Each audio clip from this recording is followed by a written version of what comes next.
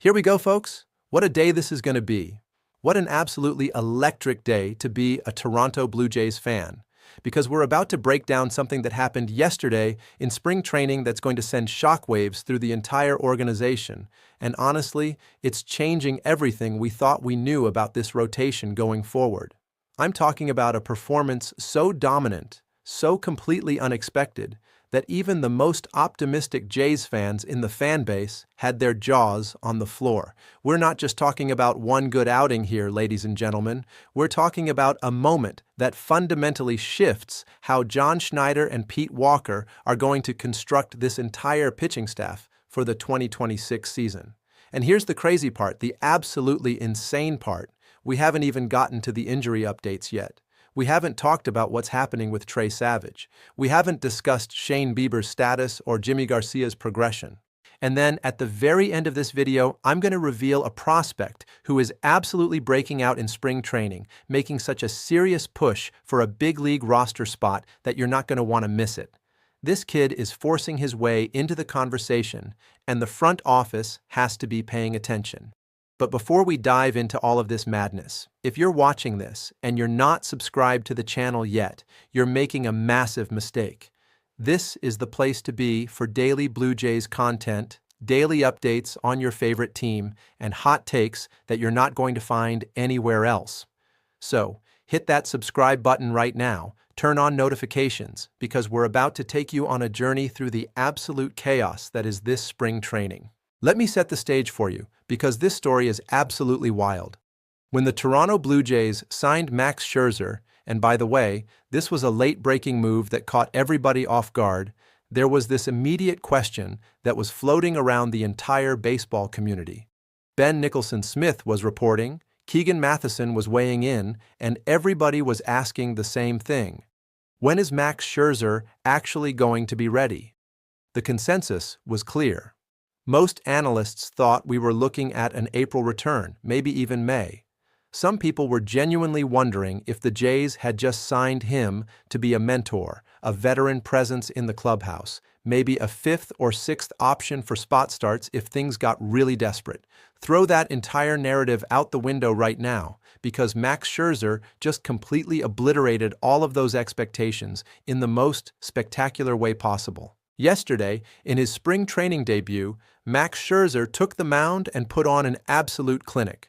4 innings pitched, 0 hits allowed, 1 walk, 1 strikeout. But here's where it gets absolutely insane. His fastball averaged 94 miles per hour. 94. That's elite velocity for a 41-year-old pitcher who supposedly had a thumb issue that was going to sideline him for months. On top of that, he was touching 96 miles per hour. During his first inning alone, he was hitting 95. This isn't just a feel-good story about a veteran pitcher throwing some fastballs in spring training. This is a complete and total reversal of every expectation that was set when he signed. And when you look at the underlying metrics, the stuff that actually tells you whether a pitcher is truly healthy and ready to dominate, everything points to the exact same conclusion. Max Scherzer is back, baby, and he's ready to pitch at an elite level. Here's what makes this even more significant. John Schneider and Pete Walker, the front office and the pitching coach, they came out and said something that should tell you everything about how serious this performance was. They were, quote, pleasantly surprised, end quote, with how strong Max Scherzer's stuff looked during his recent bullpen sessions. Pleasantly surprised. That's the kind of language you use when somebody exceeds your expectations in a massive way. They were obviously preparing for a gradual return, maybe getting him some innings under his belt, building him up slowly over the course of the spring.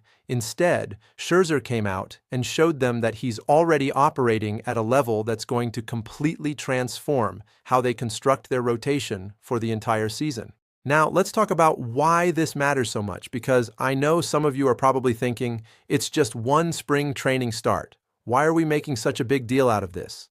And that's a fair question, but here's the thing about professional baseball. Spring training performance does matter, especially when we're talking about velocity and stuff quality.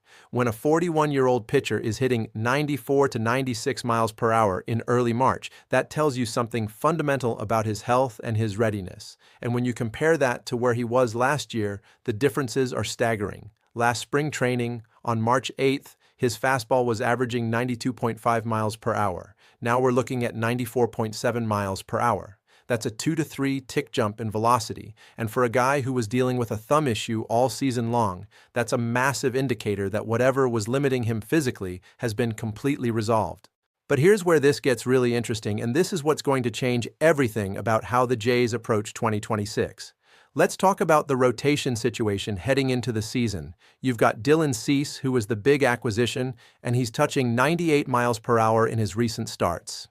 You've got Trey Savage, who is incredibly talented but is working his way back from injury and still doesn't have an immediate return date for game action. You've got Shane Bieber, who's dealing with his own rehab situation and is going to be opened on the injured list. You've got Kevin Gausman, who's a solid, reliable starter. You've got Cody Poteet, who's been looking good in the spring. And then you've got this entire group of other arms that the Jays have assembled to try to build the most dominant rotation in baseball. Now, into that situation, Max Scherzer wasn't supposed to be a major contributor. He was supposed to be a depth piece, a veteran who could maybe grab 5 or 6 starts here and there. But now he's completely changed the calculus. According to Fangraphs projections, which came out after this performance, Max Scherzer is now projected to pitch 9% of the team's starts this season. That might not sound like a lot, but we're talking about 10, 11, maybe even more games. That's significant. That's the difference between having a dominant rotation that's deep and flexible and having a rotation that has to rely on younger arms, that has to hope things break right, that has to stay healthy. Now, with Max Scherzer potentially in the mix at a high level of performance, the Jays have options. If Trey Savage needs another week to get ramped up, you can use Scherzer. If Shane Bieber's rehab takes longer than expected, you've got Max Scherzer ready to go. If you need to give Dylan Cease an extra few days of rest, boom, Scherzer's available. The flexibility that this gives John Schneider and the front office is absolutely massive. And let's not forget about what Scherzer himself has said about his health. He's been very vocal and very clear about the fact that he is 100% healthy. The thumb issue that plagued him throughout 2025, completely gone. That was the only thing that was really limiting him last season, and he said that himself. Last year, his fastball averaged 93.6 miles per hour when he was dealing with the injury. The guy was still putting up 93 miles per hour with a bum thumb. Now that he's healthy, he's jumping up to 94, 95, 96. This isn't some fluke performance or some flash in the pan where he happened to throw one good spring training game. This is a guy who is telling you directly that he's healthy, the metrics are backing it up, and he's ready to be a legitimate part of the rotation. But here's the thing that really gets me excited about this, and this is where we start to understand the genius of what the Jays have done. When you've got this much depth in your rotation, when you've got this many reliable arms, you can actually manage the health and the workload of your younger guys. You can protect Trey Savage. You can ease Shane Bieber back in. You can give guys days off and extra rest because you know that Max Scherzer is going to be there, that Kevin Gausman is going to be there, that you've got this deep stable of talented arms. That's how you build a championship rotation. That's how you stay healthy over the course of a 162-game season. And that's why this performance by Scherzer is so much bigger than just one spring training outing. Now, let's shift gears and talk about some of the other injury updates that are coming out of the Jays camp, because this is where things get a little bit more complicated. Today was a heavier throwing day for both Shane Bieber and Jimmy Garcia. Both of these guys are crucial to what the Jays are trying to accomplish this season, but for different reasons. According to reports from John Schneider, all the reports coming out of their sessions are good. Both guys are progressing well. But here's the catch. There are no immediate plans for either of them to get back on the mound for game action just yet. Both Bieber and Garcia are going to open the season on the injured list. Let's start with Shane Bieber because his situation is a little bit more manageable, in my opinion. The latest report we have is that Bieber is feeling really good. The Jays are taking an extremely cautious approach with him, and honestly, I think that's the right call. Here's why. When you've got Max Scherzer signed, when you've got Dylan Cease, when you've got this incredible rotation depth, you can afford to take your time with a guy like Shane Bieber. You don't need to rush him back. You want him back 100% healthy and built up properly, not thrown in there prematurely and risk another setback. Baseball is a long season. The Jays are going to be World Series contenders. Getting Bieber back right, even if that takes a few extra weeks, is way more important than getting him back right now. Jimmy Garcia's situation is a little bit different, and it's a little bit more urgent. Garcia is a bullpen arm, not a starter, and the bullpen situation is a bit more fragile than the rotation situation. The Jays have got solid arms in Hoffman, Rogers, and Verlander. They've got Braden Looper was great last year. Brennan Little has looked absolutely dominant in the spring, touching almost 100 miles per hour. Gabriel Rodriguez looked good. Mason Flores has had some solid moments. But the reality is, you want Jimmy Garcia back as soon as possible, because bullpen depth isn't quite as deep as rotation depth for this team. That said, the Jays are also being smart about this. You can't rush a guy back from injury, especially when he barely pitched last year. You can't have continuous cycles of him going on the injured list again.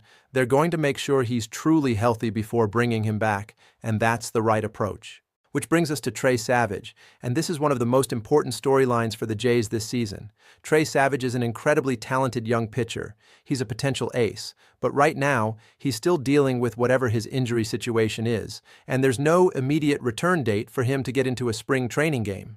The latest updates suggest that the Jays are going to be taking it fairly slow with him as well, but the expectation, as of right now, is that he's going to be ready for opening day. Now that might mean he's not throwing 7 innings right out of the gate. It might mean 3 or 4 inning stints early in the season. It might mean strategically using Max Scherzer to piggyback behind him in certain situations. But the plan is for Trey Savage to be in the rotation and ready to go when the season starts. Here's where all of this comes together in a really interesting way. When you look at the projected rotation usage for the Jays, it's absolutely stacked. Dylan Cease is going to get a huge chunk of the starts. Kevin Gausman is going to get a regular turn. Cody Poteet is going to pitch. Jose Barrios is going to pitch. Eric Lauer is going to pitch, although probably less frequently now with the emergence of the other options. And Trey Savage is going to get his starts. But now, woven into all of this, you've got Max Scherzer, a 41-year-old future Hall of Famer who's pitching at an elite level and is willing and able to contribute on a regular basis. That's not just a luxury. That's a game changer. That's the kind of depth that can carry you through the dog days of summer. Now, let's talk about the contract situation, because there's an interesting detail here that tells you something about how the Jays were thinking about this signing. Max Scherzer got a full no-trade clause. He got $3 million guaranteed, plus up to $10 million more in incentives.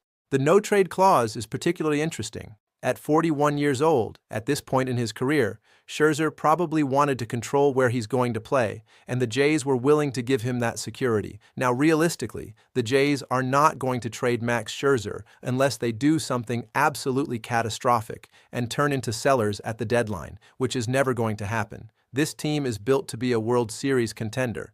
But giving Scherzer that no-trade clause was a smart move to make the signing happen, and frankly, it shows respect for what he's accomplished in his career. But here's what's really fascinating about this entire situation. When the Jays signed Max Scherzer, a lot of people, myself included, thought we were looking at maybe a feel-good story. A veteran pitcher signing with a good team late in his career, maybe pitching 5 or 6 games, being more of a mentor and a clubhouse presence for Trey Savage and the younger arms. There's a real world, a legitimate scenario where Max Scherzer ends up pitching 10, 11, 12 games for this team. There's a real world where he becomes a crucial part of the rotation strategy, and that changes everything about how you evaluate this signing. That changes everything about how competitive this team is going to be down the stretch. Now, I want to shift gears one more time because we promised we'd talk about something really exciting happening in spring training with one of the prospects. And that prospect is Josh Kasevich. And let me tell you, this guy has been absolutely unbelievable this spring. Josh Kasevich is the Jays' 13th prospect, and he's an infielder. but the way he's been performing, the way he's been impacting the game, it's making you wonder if he's not going to force his way onto this roster much sooner than anybody expected. We're talking about fantastic defense. We're talking about a diving catch the other day with full extension that shows incredible instincts and athleticism. We're talking about a guy who is making all the right plays at the right times. Here's the thing about having this kind of prospect depth that the Jays have right now. You've got R.J. Schreck, who's an absolute monster of a prospect. You've got guys like Nathan Lucas on the horizon. You've got this entire pipeline of talent that's ready to be called up and contribute at the big league level. And sometimes those guys prove in spring training that they belong there right now. Last year, you remember the whole situation with Spencer Horwitz? That was a guy who looked really good in spring training, made a legitimate case to be called up earlier than the organization planned, didn't happen the way he wanted it to, and ultimately got traded away. That's a cautionary tale about not having the right timing with prospect development. Josh Kasevich is making a serious push right now to be part of that conversation, whether he's going to get significant time as a bench piece, whether he's going to push Leo Jimenez for playing time, whether he's going to take some of David Schneider's reps, that remains to be seen. But what we know is that he's a fantastic defender. He's been hot in spring training, and he's forcing the Jays organization to pay attention. In a situation where you've got injury concerns with multiple position players, where you've got depth concerns in certain areas, a guy like Josh Kasevich, who's versatile, who can play multiple infield positions, who's been performing well, that's the kind of player that can absolutely change the trajectory of your season. And the Jays have an abundance of these 4A guys, these prospects who are ready to be called up and contribute. The organization has done a great job developing talent, and now those guys are knocking on the door. The reality of 2026 for the Toronto Blue Jays is that they have built a team with incredible depth. They've got depth in the rotation. They've got depth in the bullpen. They've got depth in the position players. They've got prospects on the horizon who are ready to make an impact. And what yesterday's Max Scherzer performance tells us is that even the depth pieces, even the late signings, even the moves that seemed like they were just going to be decent additions, they're coming through in spectacular fashion. That's what happens when you build an organization the right way. That's what happens when you stock your farm system, when you make intelligent free agent signings, when you give your front office the resources to go out and add proven talent. So here's what we're looking at heading into the 2026 season. We're looking at a Blue Jays rotation that might be the most talented, most versatile, most deep that they've had in years. We're looking at Max Scherzer proving that age is just a number when you're a competitor who takes care of yourself. We're looking at Trey Savage coming back and taking his place as a young ace. We're looking at Shane Bieber returning to form. We're looking at Dylan Cease establishing himself as a dominant force. We're looking at a bullpen with multiple options and arms that can get you out of trouble. And we're looking at prospects like Josh Kasevich, like R.J. Schreck, like all these other guys who are pushing to get into the big leagues and contribute immediately. This isn't just another season for the Jays. This is a season where they have the pieces to legitimately contend for a World Series. And that's what makes all of this so exciting. The fact that we're seeing this unfold in March, that we're seeing these kinds of performances and these kinds of updates coming out of spring training, it's getting you excited for what's coming. It's getting you energized for the season ahead. It's making you believe that this organization has done the work, that this organization has put together a roster and a pitching staff that can compete with anybody in baseball. And that, my friends, is what it's all about.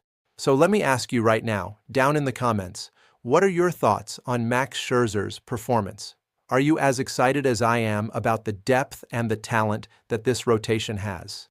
And what do you think about Josh Kasevich's spring training? Do you think he forces his way onto the roster by mid-season?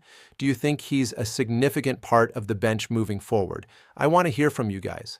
The comment section is where we have the real conversation, where we break down the Jays, where we talk about what's happening with this team every single day. And if you've made it this far into the video, you're clearly a dedicated Jays fan, and I appreciate that more than you know.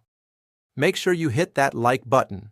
Make sure you're subscribed to the channel because we're going to have daily updates, deep dives into everything happening with this team, hot takes that you're not going to find anywhere else. We're going to break down the rotation.